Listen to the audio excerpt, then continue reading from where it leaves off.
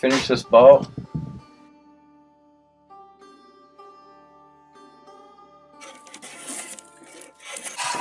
Close enough.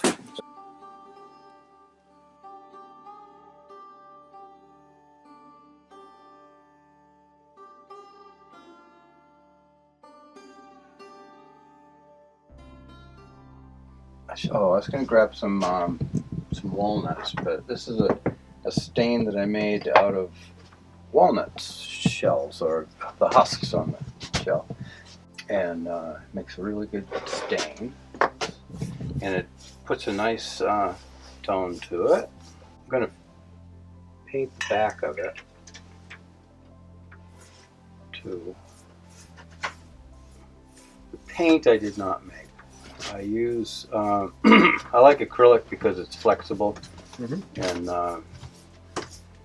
since I'm using a water-based stain, I will have a water-based paint as well. So this is the hunter end.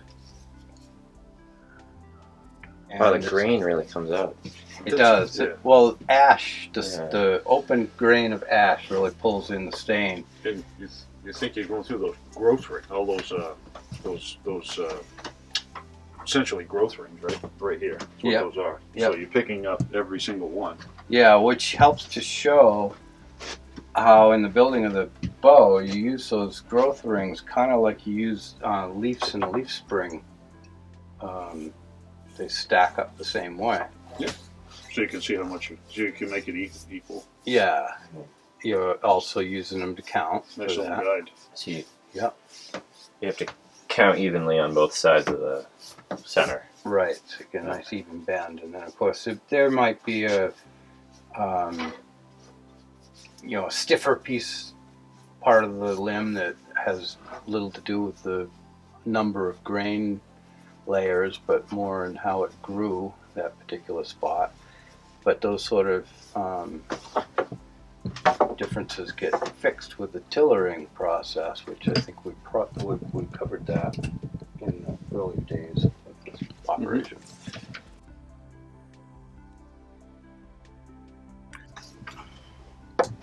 So after the stain has a chance to dry, and the paint as well, we will treat the whole thing with oil.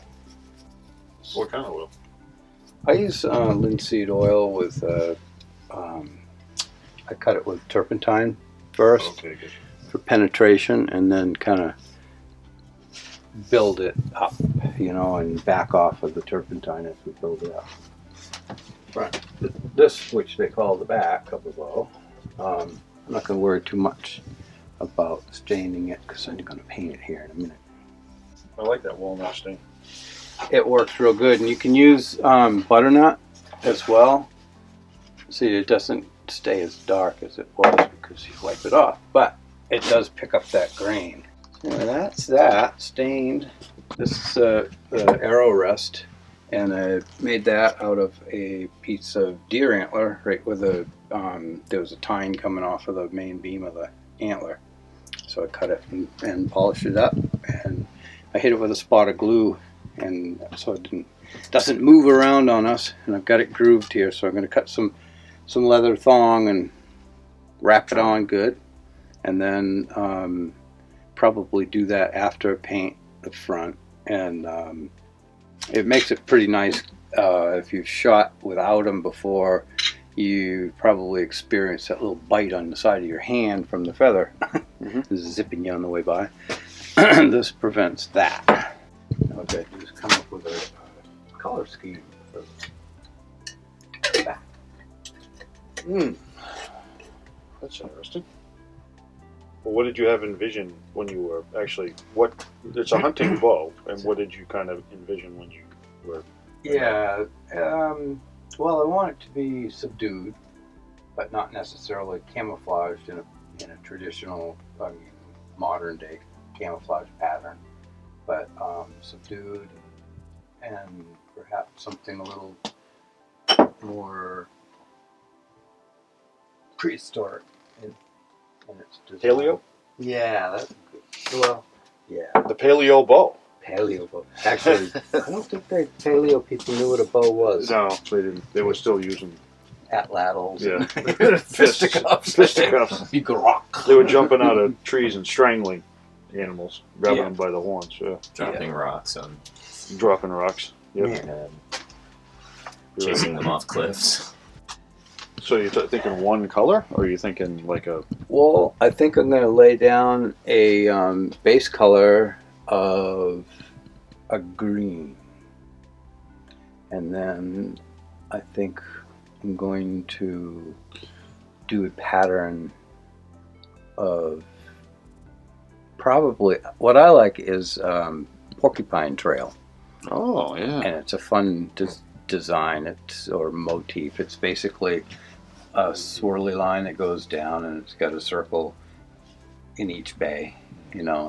And if you have ever seen a porcupine trail in the snow, they waddle when they walk, And drag their tail. and their tail makes this thing. So it's really kind of cute. So I'm mixing up a muddy green kind of a color. Is it turpentine No, this year? no. This is water. It's this is acrylic paint, so it's water based. Yeah.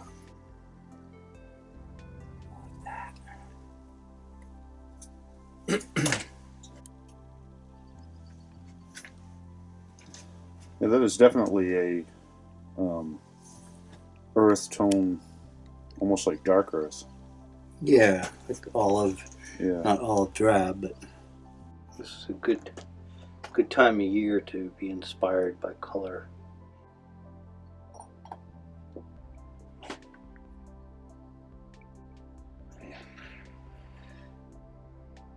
Now, get some yellow going. That.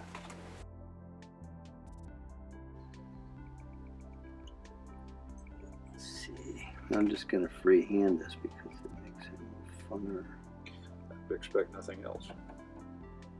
I wanted it thicker than that. Now this is going to be a porcupine trail? Yeah.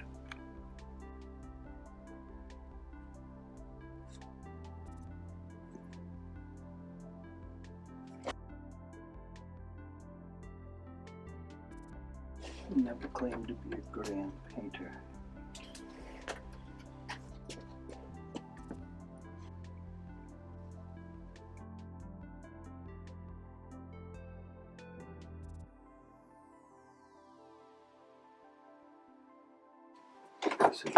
There's an ochre that I like.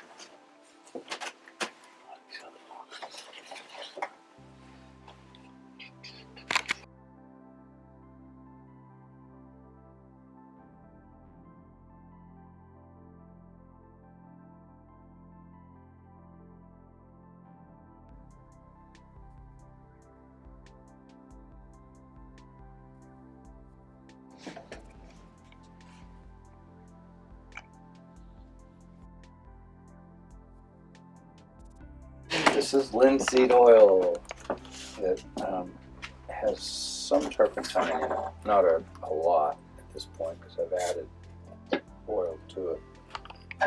Is this the raw or boiled? This is boiled. Boiled linseed oil will harden, and raw linseed oil won't. It turns things black. Tends to. Or moldish, I should say. I've had issues with linseed oil and black mold. Not huge, but like when I do like anything that's going to get slightly damp, Yeah. I'll get like this black trace of it's like a black mold. All I know is Slightly. the raw linseed oil is recommended for stuff outdoors, and boiled linseed oil is for indoors. Thresholds and stuff. Yeah. Stuff like that. But I mean, something that lives outdoors. This is going to be living indoors mostly. You think? Yeah, Yeah, nobody's going to leave this out in the rain. I would hope.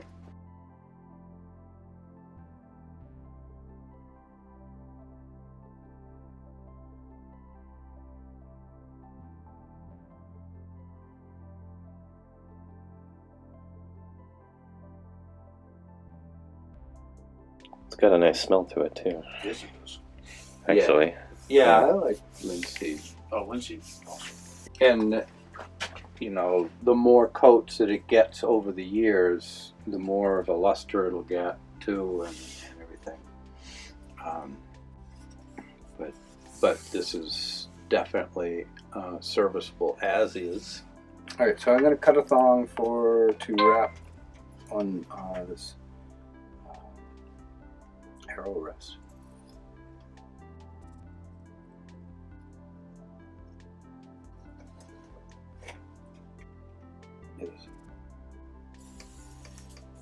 Alright, so from that little disc we got a nice piece of, can't catch it, thong. Back with thongs for thongs. Yeah. That's an interesting. That's an interesting transformation of Yeah. the word. What'd you do with Brian? Oh, watched his. He showed me his thong. Yeah, making thongs. Whoa.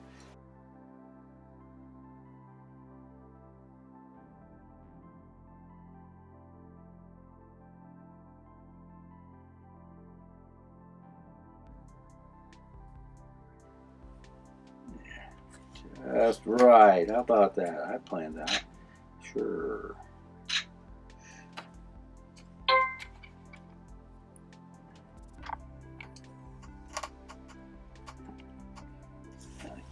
Cord and supposed to draw it right up underneath there and stay there, and it will do that.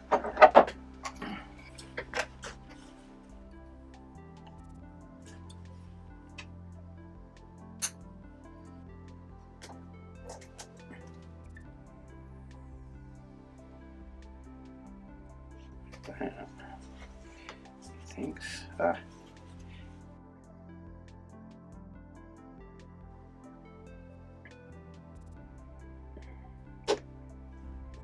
Did you say what your... That's a leather punch that I made out of a chainsaw file. So you have to soften the steel first by heating it up, really, really hot, critical temperature when it loses magnetization. Is that a word? Making them up. It is now. Yeah. And then you let it cool as slow as you possibly can, and the steel will be soft. So then you can drill it out and do all the shaping and stuff, and then you have to, of course, harden it back up again and temper it.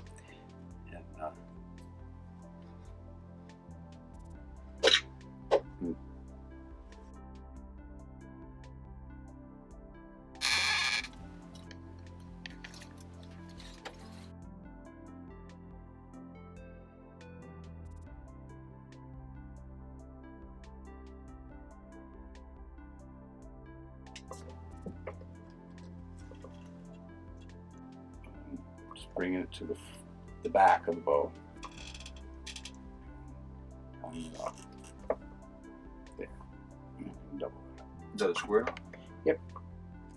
Not a granny knot. No, granny knot. Granny knot, they come out opposite. Yep. And they don't hold nearly. No. So, Sorry, granny. there it is. Hoorah. Nice.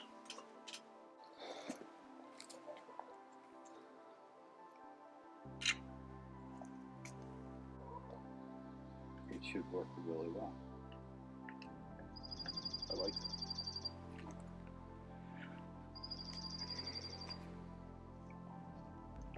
Yeah, you could